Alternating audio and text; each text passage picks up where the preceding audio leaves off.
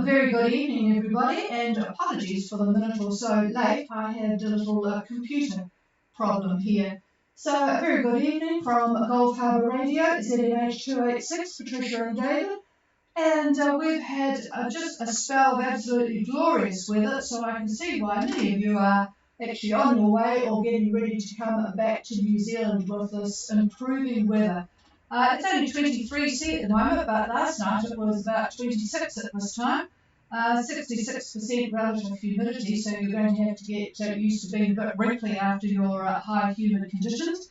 1015 on the bar, 3 knots from the north, and it's now clouded over 100% actually, but well, we've just had a spell of dry, beautiful weather, and it's cheered everyone up no end, particularly as today Auckland actually opened their shops. There were people queued up outside certain places at midnight last night. David took off to the hardware store this morning, and there was a traffic jam. Even in our own little village here on the Wongaparoa Peninsula, there was a traffic jam of people trying to address the list that had grown for about the last 90 days. But let's start with news from the USA first. And they have opened their borders. You will recall that during President Trump's time, he closed the borders. Well, now the borders are open to many countries for those who are fully vaccinated. So people, spouses that have been separated for almost 2 years, it was all very exciting, back together again. So that's all good news from the USA. Veterans, by the way, Veterans Day is tomorrow on the 11th. It's regardless of what day of the week it comes. Veterans Day tomorrow, so I guess I better look after the one I've got here. Just a bit of news about keeping old stuff. There was an original Apple computer sold in the United States a couple of days ago. It sold for $400,000. David is always saying we shouldn't throw things out, and he did have I'm not sure whether it was an original, but it was certainly an ancient one. Okay, going to Europe. COVID has gone absolutely berserk in Europe. Greece is getting over 7,000 cases a day. They are only 61% fully vaccinated, so I guess that is a result of that. Denmark, it's gone berserk as well.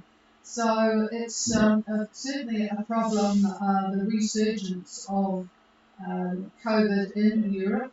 France has reported over 12,476 new infections for 24 hours ending on Tuesday.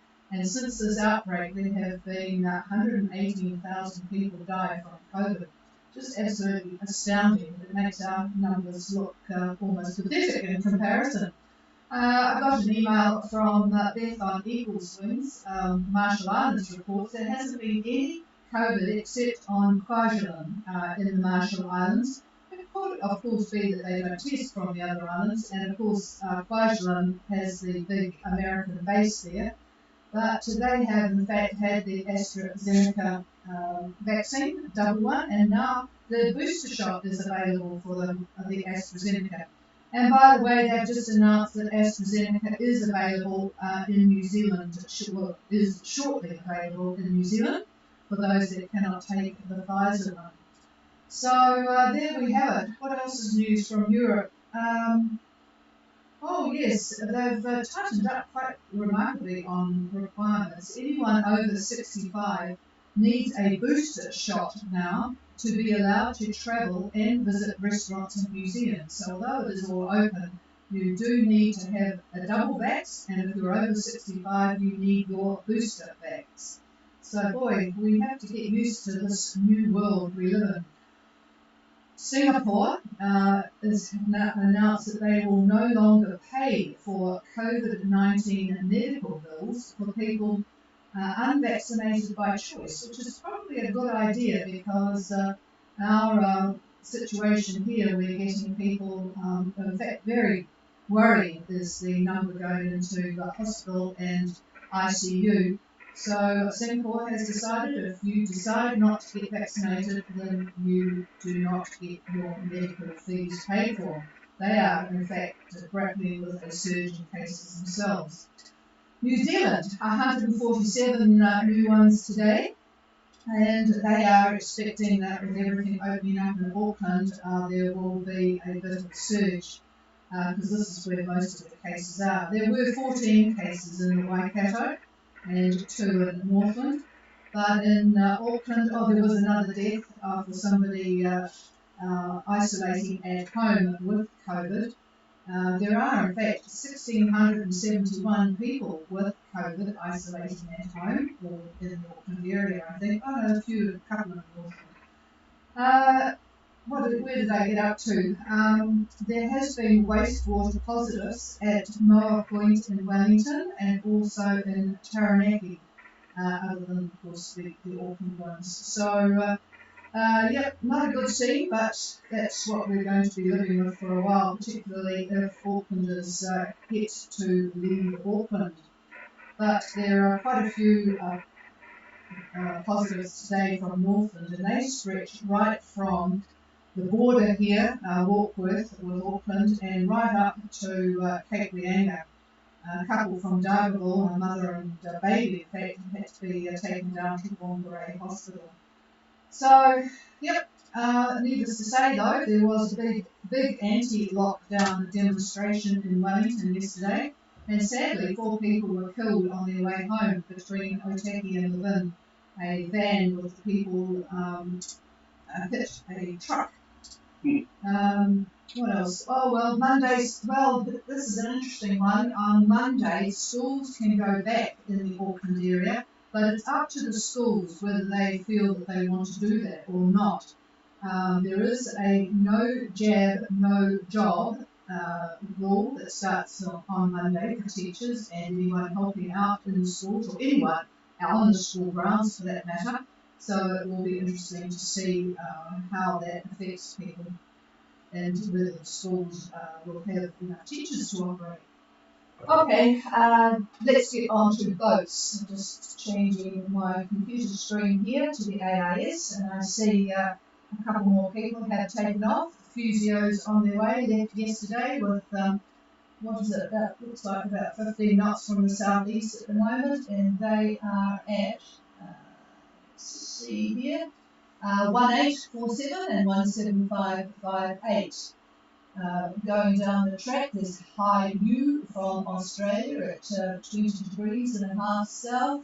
There's, looks like a British boat heading to maybe Australia. Rory Moore is at 2345 and 17359 with very, very light southerlies, or just east of south by the look of it. We have Renata on Taiko, and she is at 1957 south and 170 west, with more wind over there, about 15 knots from the southeast, 15 knots from the east. And then we have the trio, very interesting trio actually, the New Zealand boat Beaver, and a French boat, and a German boat. Be interesting if it was in 1941, wouldn't it? But however, it's in 2021. And Beaver is got lights, looks like about 10 knots at the most, southeast at 27 and 17549. Who else have we got? We've got White Arrow at way over to the east there, coming from Polynesia, 25 degrees 22 south and 17321 west. Northeast, light northeast, so pretty different. I'm sort of following with interest that boat and the one that's staying high and going west. Different strategy. And then further south, well, I don't know about these boats, but Babanushka, a French boat, and a boat called Why Not from Canada. Why Not's down at 29 degrees 35 and almost on the date line. And then if we go right down, we've got Serenity First. They're really mucking around. I wonder if they're fishing.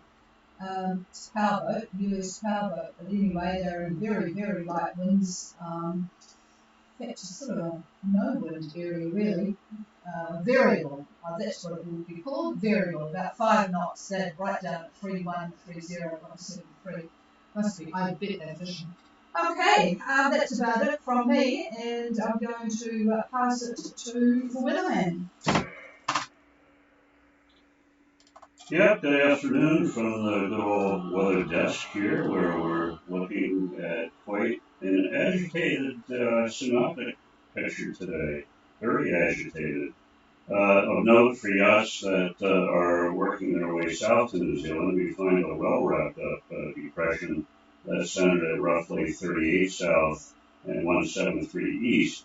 Uh, this low is moving toward New Zealand with a warm front and cold front extending northward. Now, northeast of New Zealand is a rather small depression, and that's located at roughly 32 south and the dateline, 32 and the dateline.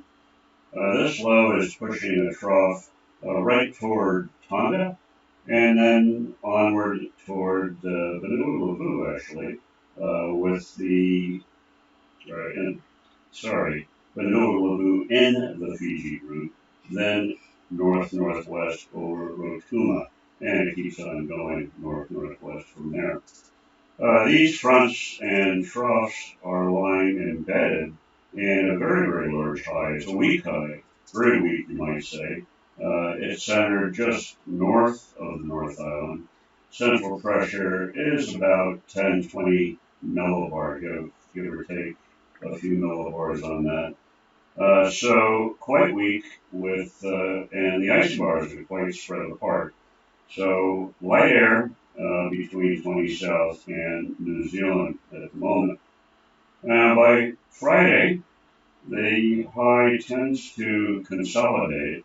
At the moment, it's just really small centers, virtually all over the Southwest Pacific. But consolidates on Friday, should be centered near 30 South and 177 East, 177 East, and weak at about 1017 millibar, 1017.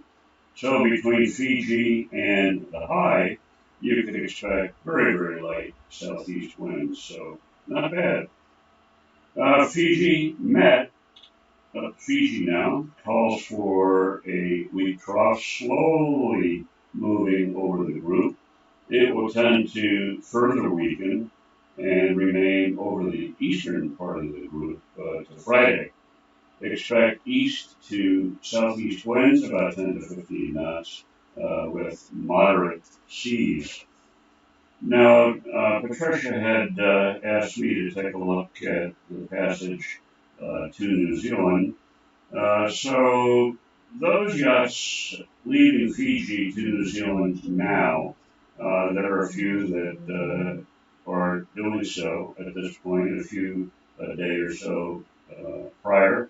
But anyhow, at 20 south by Friday, they may see easterlies about 10 to 15 knots.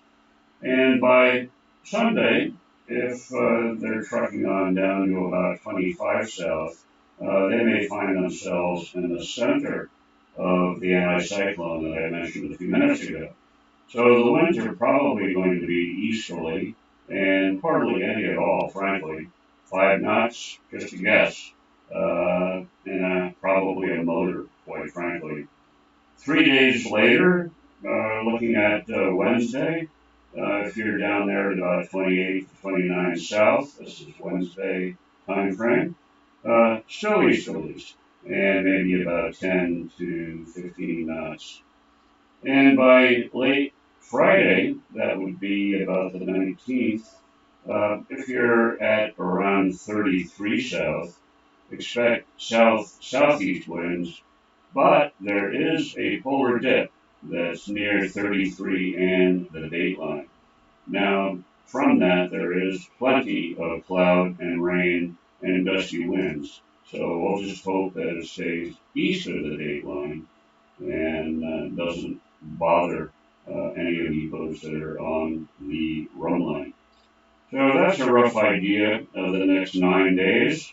That's leaving about now, and 9 days would pretty much get you to New Zealand. But some of you may throttle back. You may not have a choice on that with some of the light air that we have for this 12 days. We still have the 12 days. I'm still pestering them. No, we don't know what they're planning on doing as far as 12 days, 2 weeks, whatever. But you'll find out when you get there. Good luck. And with that, I'll pass it to the chief.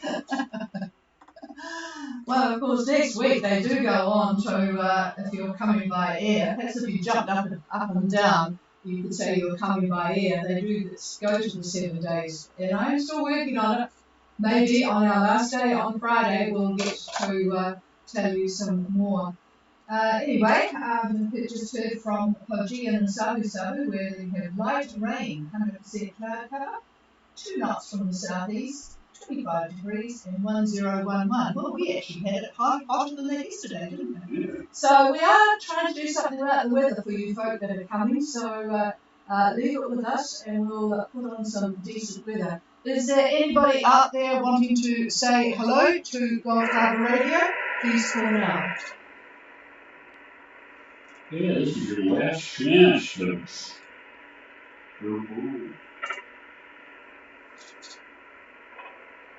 Nothing heard on either antenna here. When we finish on Friday, if you do want any comments from David on your weather plans for passage making, just email ghradio@extra.co.nz. You know the gem by now, ETA, poor. If you've got a particular idea of routing, and we'll just check things out to make sure you don't pass anything nasty on the way. All right, this is Gulf Harbour Radio, final call. All right, we'll see you on Friday for the roundup for Gulf Harbour Radio, and in the meantime, enjoy your drizzle if you're over in South. And what was it like in the rest? I think it was fairly cloudy, wasn't it? Yep, cloudy. Okay, we'll enjoy our lovely weather. Cheers all. This is Gulf Harbour Radio here.